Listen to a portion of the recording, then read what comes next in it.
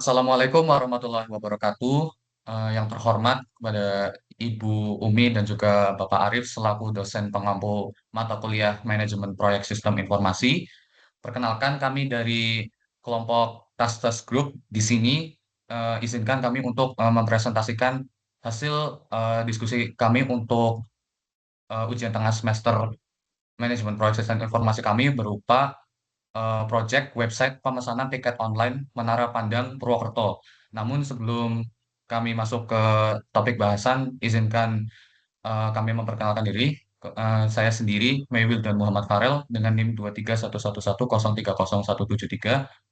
Kemudian selanjutnya ada Jais Cahya Prasetya dengan NIM 23111030059. Kemudian ada Muhammad Ibnu Sofyan dengan NIM 23111030153 dan ada Dedi Tigor Manurung dengan NIM 23111030128. Oke, langsung saja ke topik bahasan kita pada presentasi kali ini. Jadi yang pertama ada bab pendahuluan di mana latar belakang kami membuat eh, dokumen ini adalah untuk sebagai pedoman perencanaan dan pelaksanaan dalam merancang tugas besar mata kuliah pengembangan aplikasi website di mana kami mengambil proyek ini juga berdasarkan tugas besar pada mata kuliah pengembangan aplikasi website yang kami gunakan juga eh, dokumen ini disusun sebagai bagian dari tugas besar mata kuliah Manajemen Proyek Sistem Informasi untuk mendokumentasikan seluruh aspek perencanaan, pengembangan, dan juga implementasi proyek website tersebut.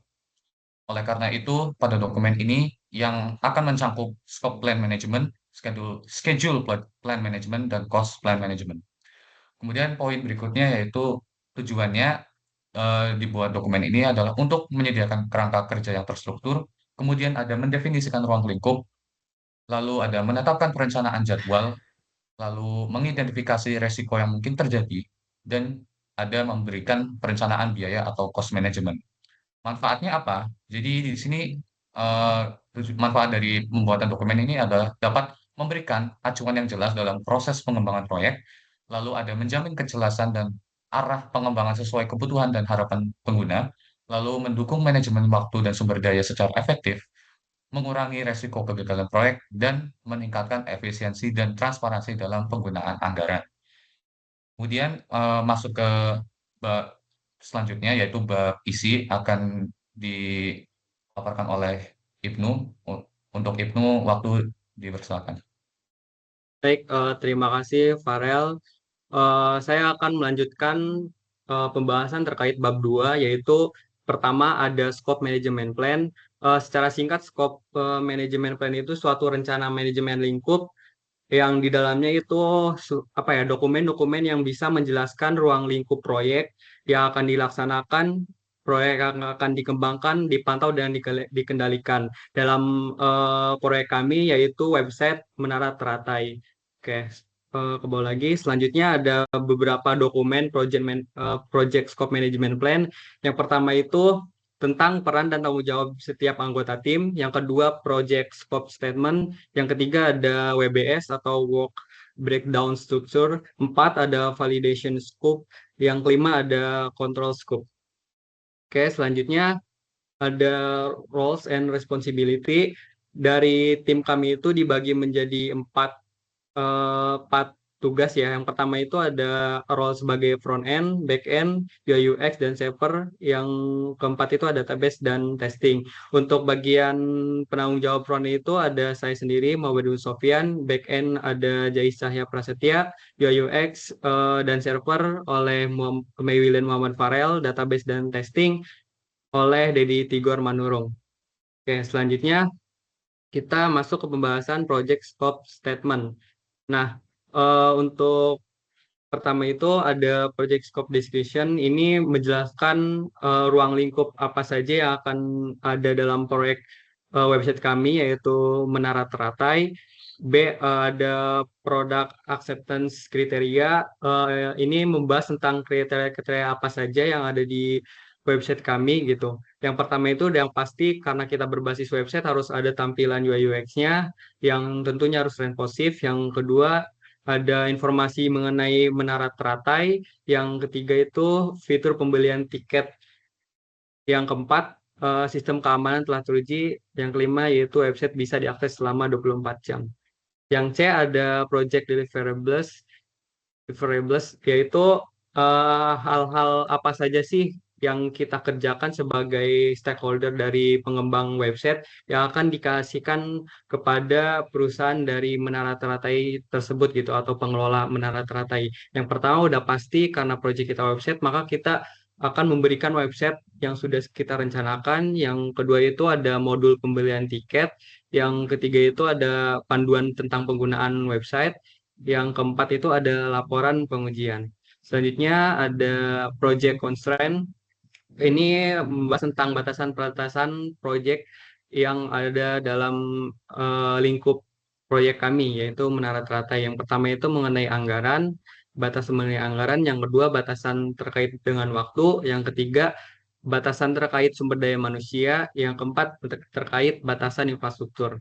Selanjutnya yang kelima ada project assumption. Nah, di project assumption ini hal-hal apa aja sih yang kita dengan stakeholder itu bekerja sama dan beberapa beberapa kriteria yang harus ada dalam proyek kami, yaitu kita sepakat bahwa stakeholder itu akan menyediakan semua konten dan data yang diperlukan dalam tahap pengembangan. Selanjutnya dari sistem pembayaran online yang terintegrasi dengan yang sudah tersedia, mungkin yang yang sistem yang sebelumnya yang sekarang berjalan. Yang ketiga itu ada persetujuan terkait desain dan feedback.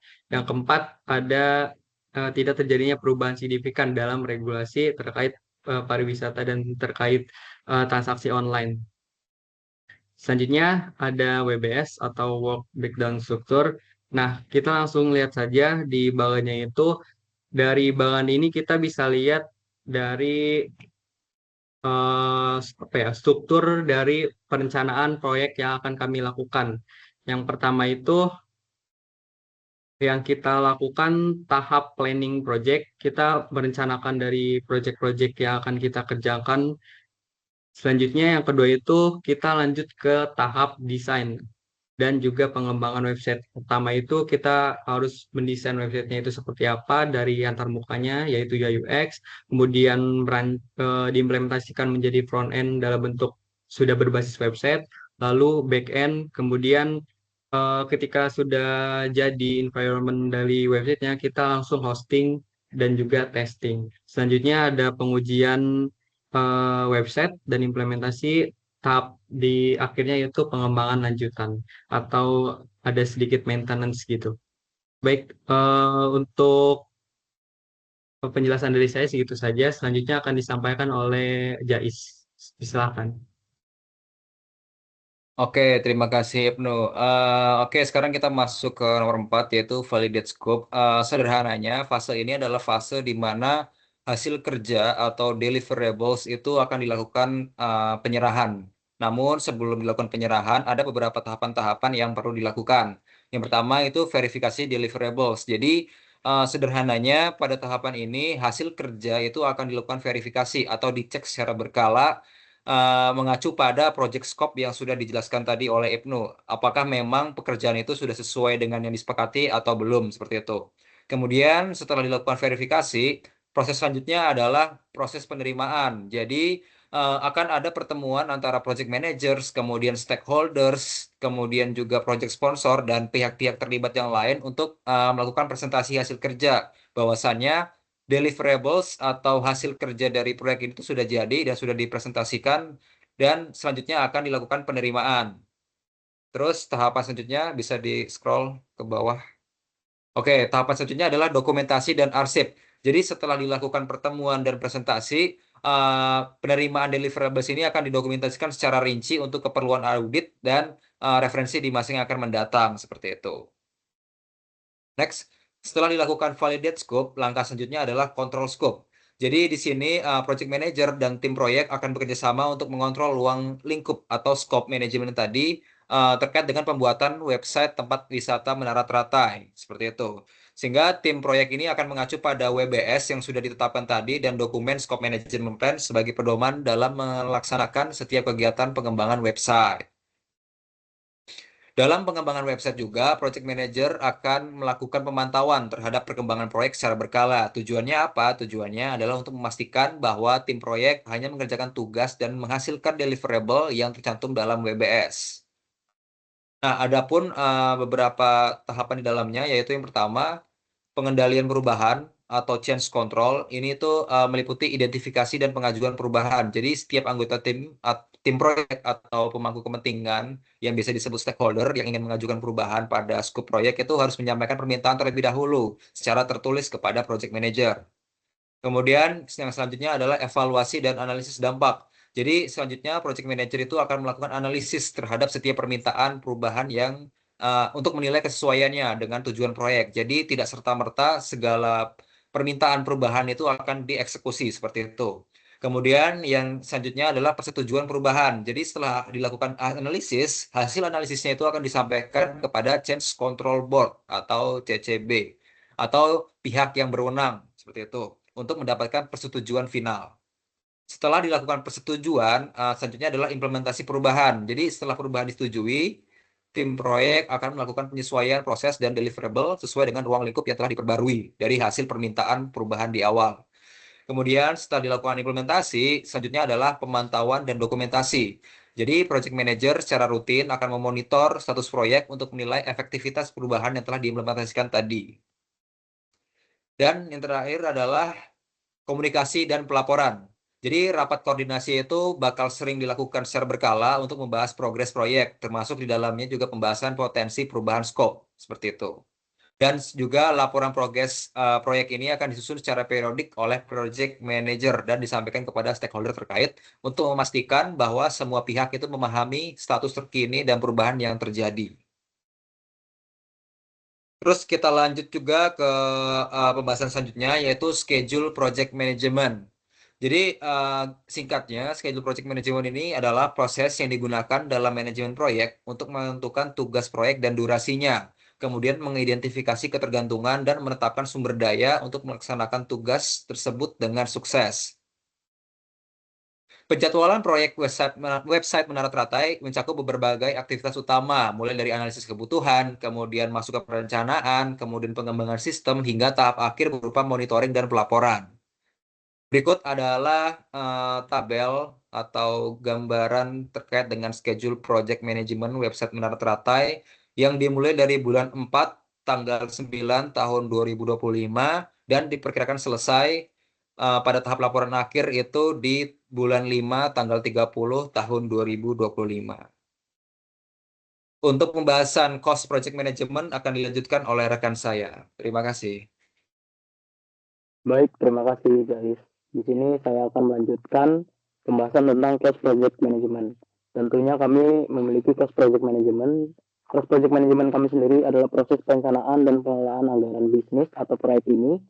Dalam kasus proyek manajemen biaya, membantu manajer proyek memperkirakan biaya proyek dan menetapkan kontrol untuk mengurangi kemungkinan proyek melampaui anggaran kami. Terus dalam hal ini Sorry, juga, itu ya, mic-nya kamu agak ini apa ya? Mungkin bisa dites lagi cek, mic-nya. apakah kedengaran? Cek. Iya, suaranya masih agak kayak ketutup atau apa gitu. Oh gitu ya. Iya, Sebentar.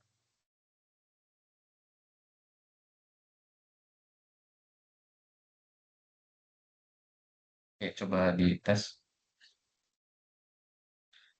Baik, apakah sudah kedengaran? Oke, boleh. Oke, baik. Saya akan melanjutkannya. Di sini kami memiliki cost project management juga. Jadi, cost project management adalah proses perencanaan dan pengelolaan anggaran bisnis atau proyek. Dalam kasus proyek, manajemen biaya membantu manajer proyek memperkirakan biaya proyek dan menetapkan kontrol untuk mengurangi kemungkinan proyek melampaui anggaran yang telah kami perkirakan. Seperti itu. Lanjut. Berikut adalah berbagai cost yang telah kami atur dan kami telah buat dan perkiraan nanti habisnya sekitar Rp57.500.000. Seperti itu. Lalu lanjut lagi. Baik, saya akan menyampaikan juga kesimpulan dari semua yang telah dijelaskan oleh teman-teman kami tadi. Berdasarkan perencanaan manajemen proyek website pemesan tiket online Menara Teratai yang telah disusun, dapat ditarik beberapa kesimpulan. Yang pertama itu scope management plan yang telah dirancang memberikan kerangka yang jelas tentang ruang lingkup proyek, pembagian peran dan tanggung jawab, serta proses pengendalian perubahan. Yang kedua, schedule project management telah disusun dengan detail dan sistematis mencakup seluruh aktivitas dari tahap identifikasi kebutuhan hingga laporan akhir. Lalu, cost project management menunjukkan perencanaan anggaran yang terperinci untuk setiap tahapan proyek, mulai dari perencanaan dan desain, pengembangan website, pengujian dan quality assurance, sehingga deployment dan maintenance dapat tercapai. Terus yang keempat, integrasi ketiga aspek manajemen proyek, scope, schedule, cost, membuktikan pentingnya pendekatan yang komprehensif dalam mengelola proyek sistem informasi. Baik, kita lanjut ke bagian yang kelima, yaitu penerapan metodologi manajemen proyek yang sistematis memudahkan tim dalam mengeksekusi dan mengontrol proyek secara efektif. Secara keseluruhan, perencanaan manajemen proyek website pemesanan tiket online Menara Teratai telah dirancang dengan mempertimbangkan praktik terbaik dalam manajemen proyek sistem informasi. Baik, di bagian penutup, dalam perencanaan proyek, website pemesanan tiket online Menara Teratai ini disusun untuk memastikan setiap tahap pengembangan berjalan secara terarah dan terukur. Dengan adanya dokumen ini, tim memiliki pedoman yang jelas dalam menjalankan tugas, membagi tanggung jawab, serta mengelola waktu dan biaya secara efektif. Dokumen ini tidak hanya menjadi panduan pelaksanaan teknis, tetapi juga sebagai alat kontrol dan evaluasi terhadap setiap perkembangan proyek agar tetap berada pada jalur yang telah ditentukan. Komitmen tim dalam menerapkan prinsip-prinsip manajemen proyek secara sistematis diharapkan mampu meningkatkan efektivitas kerja serta meminimalkan potensi kendala yang dapat menghambat pencapaian tujuan proyek.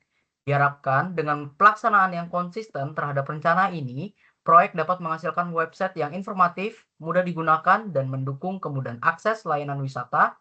Proyek ini diharapkan menjadi langkah positif dalam mendukung digitalisasi sektor pariwisata Menara Teratai Purwokerto.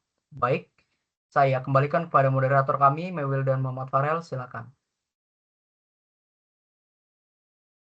Sebelumnya saya ingin mengucapkan terima kasih kepada rekan-rekan saya, yaitu Jais, Ibnu, dan juga Dedi, yang telah meluangkan waktu serta eh, memaparkan isi dari dokumen yang telah kami buat ini. Kami juga ingin mengucapkan terima kasih kepada Ibu Umi dan juga Bapak Arif karena telah membimbing kami supaya eh, pembuatan dokumen project scope ini yang mengenai pembuatan website Menara Teratai bisa dibuat hingga selesai. Kemudian saya ingin mengucapkan mohon maaf jika dalam pemaparan ini kami ada salah tutur kata ataupun kalimat yang tidak enak. Mungkin akhir kata dari kami. Terima kasih. Wassalamualaikum warahmatullahi wabarakatuh.